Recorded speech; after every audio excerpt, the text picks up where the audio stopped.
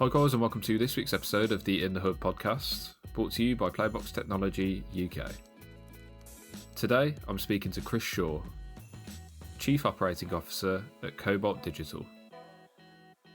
Chris holds a wealth of experience working within various areas of the broadcasting industry, officially joining Cobalt in 2006 to lead its international growth and dealer network strategies. Hope you enjoy this episode.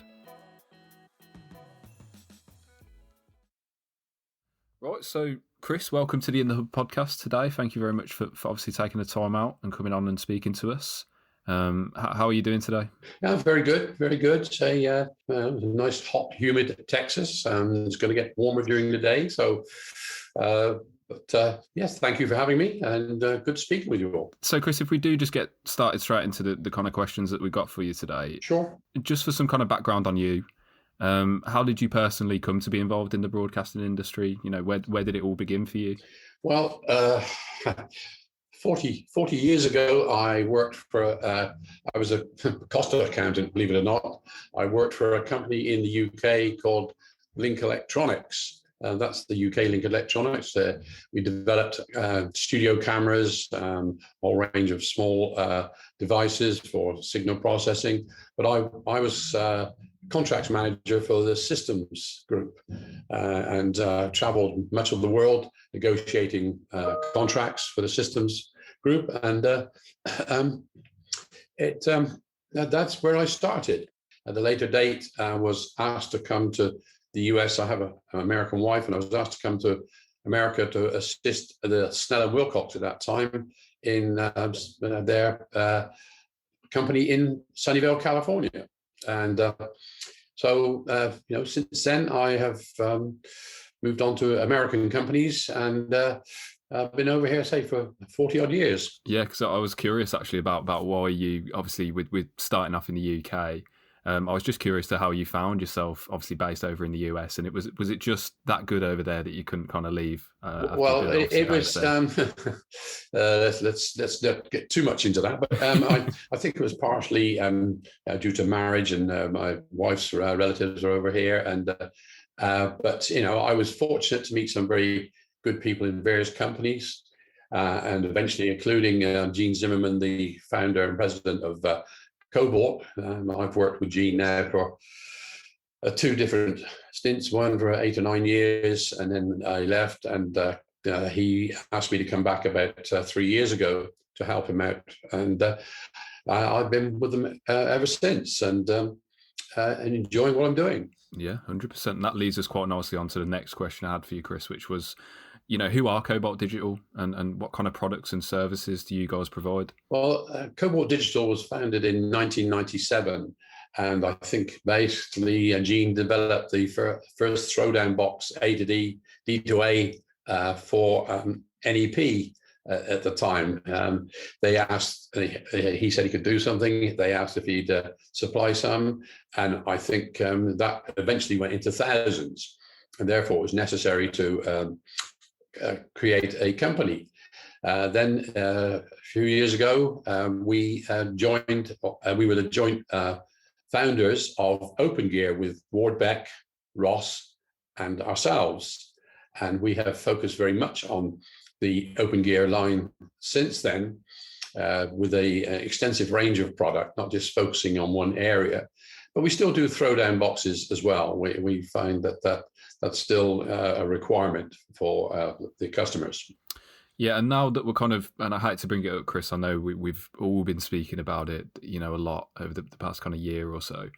But now that we're kind of finally starting to emerge from COVID and coronavirus, and just looking back, have you now got a clearer sense of how the pandemic actually affected Cobalt as a whole and your customers? Can you look back now and pick out, We were somewhat fortunate. We have a small group of people, and I think sometimes the average perception of Cobalt is larger outside than it is inside.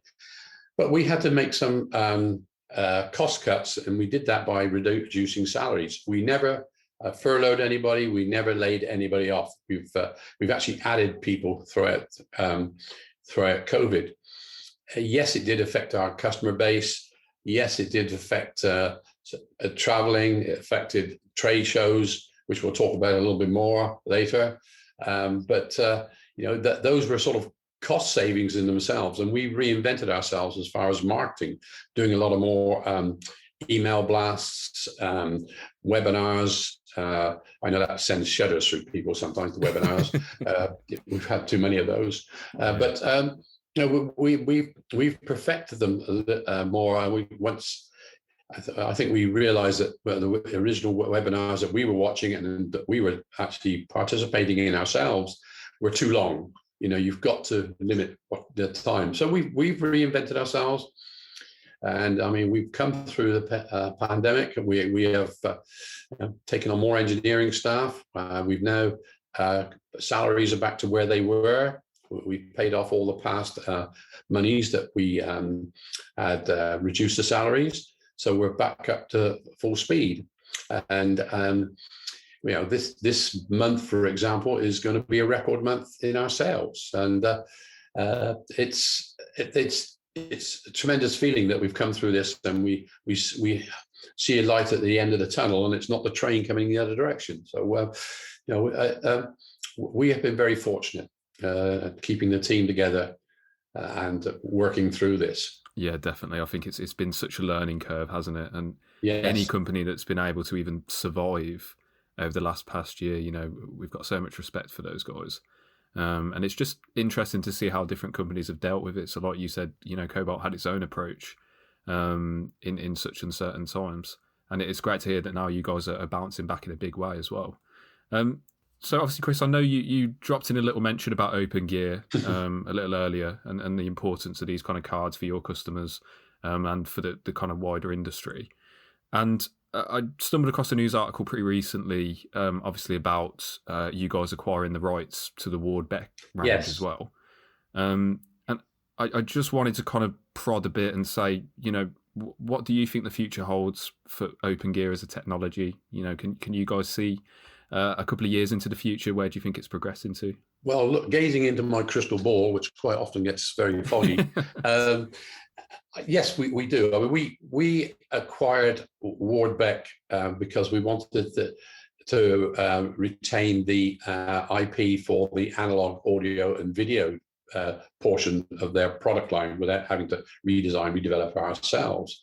Believe it or not, there's still major calls out there from truck companies, Southeast Asia, requests for that type of product. So analog is not dead. There's a lot of legacy equipment out there. Far from it. Yeah. I don't think we build our future on it, but it's necessary. What we've tried to do with our extensive range of openGear products is to have a very extensive range, everything from analog audio, video, right up to HEVC encoding and decoding, and everything in between. Obviously, 12G is very important. 2110. Yeah, we do not see the end of hardware in the next 2 or 3 years. It's just not going to happen.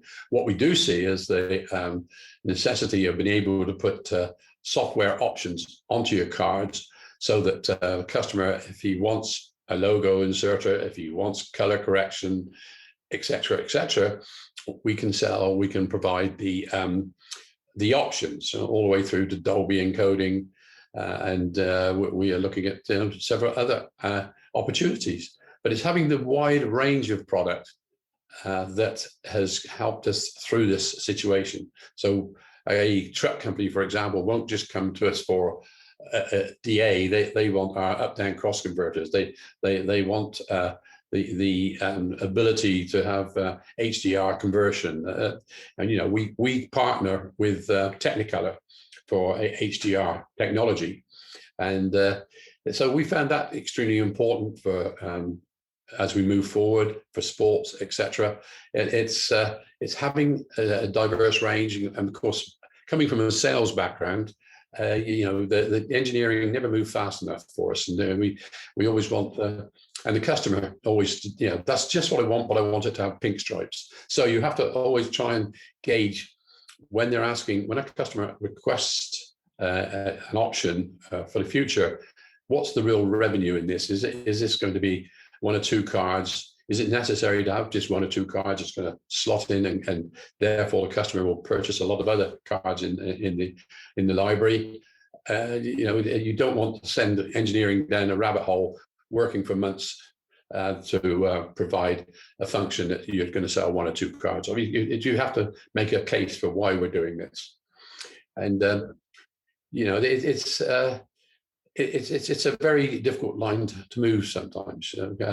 We always try and satisfy a customer's requirements, but we have to make an internal decision.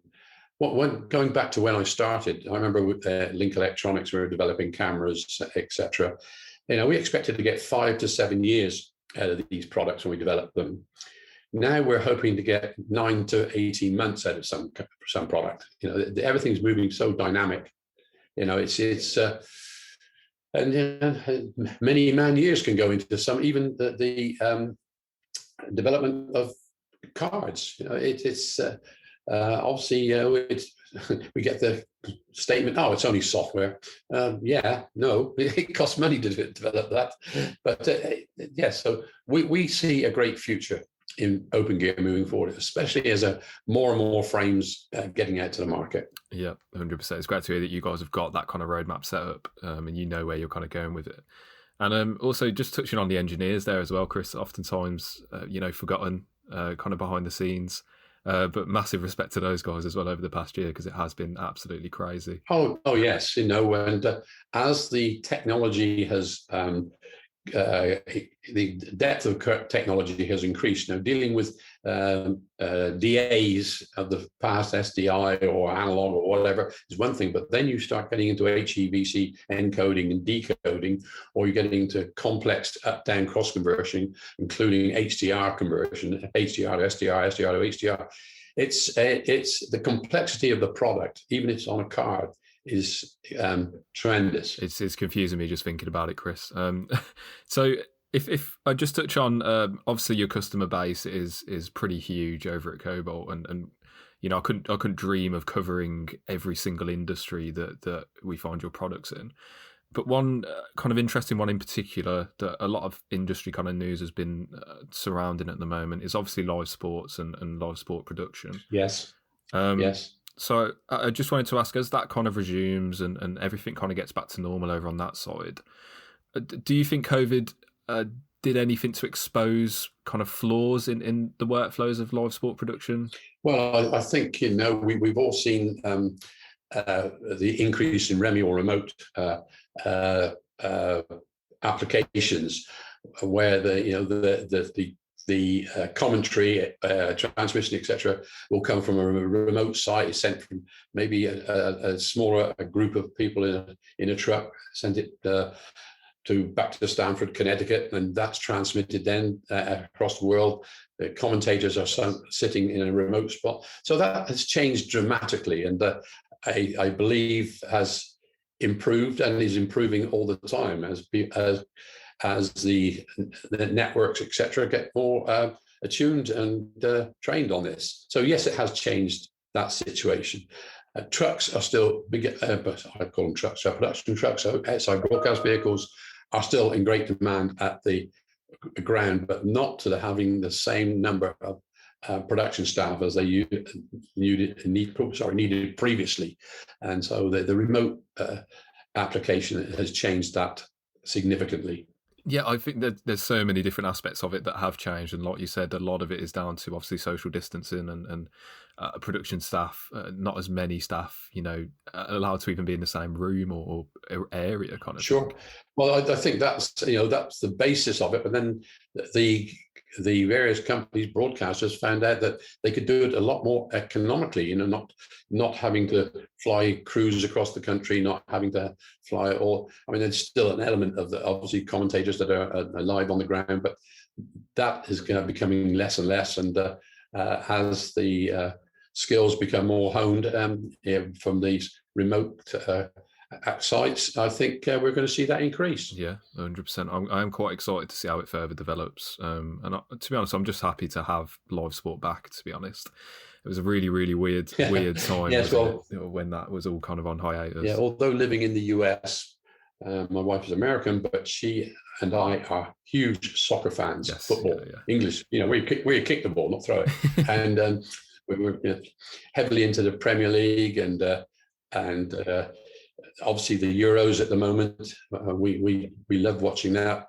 So yes, I mean it's and I believe soccer, football, kickball is actually growing in the States. I think there's a greater understanding of the game, and so yes, that from our point of view, and we will have to see how the Olympics fares. That's going to be interesting. I have my own opinion of the Olympics compared with what it used to be, but it's still popular. oh yeah, 100%. And I mean, yeah, it will be interesting to see how that develops as well. Um, so Chris, I just want to shift it back onto Cobalt and 2021. Look into how we're going to approach this year. Do you think you personally, as an individual or Cobalt, will be looking to attend in-person trade events this year, or what is your kind of outlook on these events? Trying not to be too political here. I think the type of the events will change dramatically. I don't think we're going to see the same number of attendees. I think they're going to be different attendees. I believe that we are all going to have to look at our budgets a lot more closely. And instead of having large booths, I think we'll be able to do this with a much smaller crew at a smaller booth. And the trade show organizers themselves have got to recognize that we, the manufacturers, go to these shows to see attendees. And they've got to start marketing themselves a lot more to the attendees. Our major concern this year about the two large trade shows, NAB and IBC, is how low we're already aiming, putting the bar low. We're concerned how low the attendance is going to be. And then when I hear that, we're going to run a virtual alongside the physical, so that the attendees who can't attend can see it virtually. Well, that to me is just going to dilute the physical attendees. I think I understand the situation that these large shows organizers are in as far as revenue are concerned, but they really need to start looking inwardly at what service are they supplying and how it's going to change in the future. I personally, at the moment, I love coming to IBC. Primarily because I then go back into the UK for a couple of weeks for some vacation holiday. But at the moment, I've made a specific decision that I'm not going to attend. I think IBC, I hope it's not disastrous, but I do not see it being that positive in December. And just because somebody tells me that the beach bar is going to be open for Christmas does not excite me particularly. NAB, I think it's going to be much more of a regional show. I think you'll find people in the Southwest, LA, etc., will travel there for a day.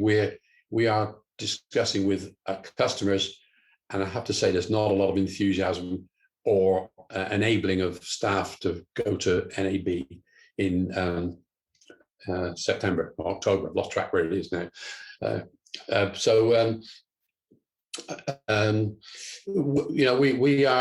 We have cut our own cloth to suit this year. We're being very careful with the number of people who attend. We've cut our NAB booth down to suit. We see it as much more of hopefully a meet and greet for people who do attend. Obviously, NAB Vegas is opened up. US appears to have opened up the social distancing, etc., much more than IBC. IBC, for obvious reasons, are still having sort of very stringent booth rules, which are almost prohibitive to run a good show. But I understand why they're doing it. So yes, I'm probably going to spend a couple of days at NAB Vegas because it's not a vast number of miles away from me.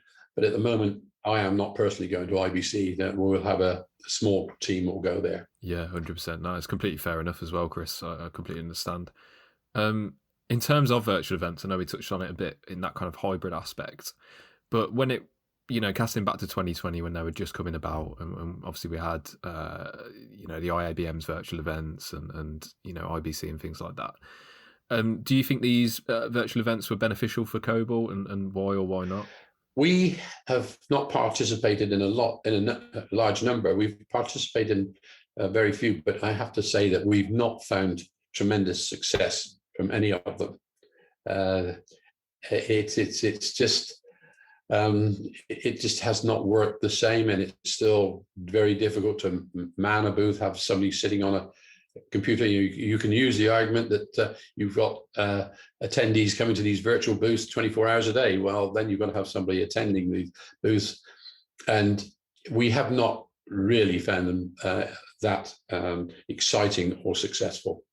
Now, whether that will change, I'm willing to be persuaded, but not at this time. And I say running a virtual alongside physical makes no sense to me. All right, Chris. So this is a question that we ask at the end of every podcast, and some people find it a little bit harder than others, but I think you'll get along just fine with it. And it's, if you could sum it up in one word and one word only, what do you envision for the future of the broadcasting industry? One word. Yes. I guess I'm going to have to say, word comes immediately to mind is streaming. I was discussing with somebody the other day, do we still call ourselves a broadcast industry? Depends where what you call broadcast. But we are working, because of our HEVC encoding and decoding and various assets in that range of product. We are working very strongly with some well-known streaming companies, and this has been very important to us. We're also, adding streaming capabilities on board cruise ships. This has been a major asset and turnaround for us. In this, we acquired iMedia some years ago, which was a compression company, and we are fortunate to have some good engineers from that company, and it's really grown within the potential of Cobalt digital, and we see that growing ever more. Let's say trying to cover the whole in one word. I'll say it'd be streaming, because we're looking at 2110, we're looking at IP. At the moment, we have that sort of capability with using SFP gateway, but we're going to have our own capabilities very soon. And so, it's all coming down to streaming. Yeah, no, definitely. I think all paths at the moment do lead to streaming, to be honest. And that's because it from day to day, every day, it is evolving in such a big way, and it's it's all encompassing, isn't it? Yes. No, I completely agree with that. So, Chris, obviously, thank you for joining us today and providing some insight on some of those questions that we had for you. Are there any exciting plans in the pipeline for Cobalt that you can talk to us about today? Are there any new products on the horizon? Any exciting announcements coming? Or is it all kind of under wraps at the moment? Well, besides talking about the 2110 IP capabilities, that's we will be launching something at NAB. I'm not going to go into detail now. We are continually adding product to our openGear line. I mean, it's cards such as HDMI to SDI, SDI to HDMI, which don't sound revolutionary, but they are very important, and we had major requests. So we've recently added those to our line. We've added 12G DAs and routers in card form. This is evolving, growing every day. We have constant engineering, sales, manufacturing meetings. And I have to mention that it's the whole team. We have a concern about component availability, and I'm sure I'm not alone in that situation. We used to sort of cringe at 22 to 28 weeks delivery, and then we're being told 52 weeks for some components. That's concerning. But so, I mean, we will continually evolve our line of product to meet the customer's demands. Yeah, and you'd think it was a given, but it's just nice hearing that obviously you guys, are really receptive to your customers' needs and wants, and like you said, during COVID and everything, and you sound quite on the ball with that. Yes, well, we try to be, and we were listening to customers all the time, and it has been more listening. Whereas we used to go out and meet with them, or they used to come to the trade show and talk to us. it's much more necessary to do these conference calls, whether it's Zoom, GoToMeeting, or just a telephone call. Our salespeople have been much more active on phone calls and these conference calls, and it's vital that we maintain that.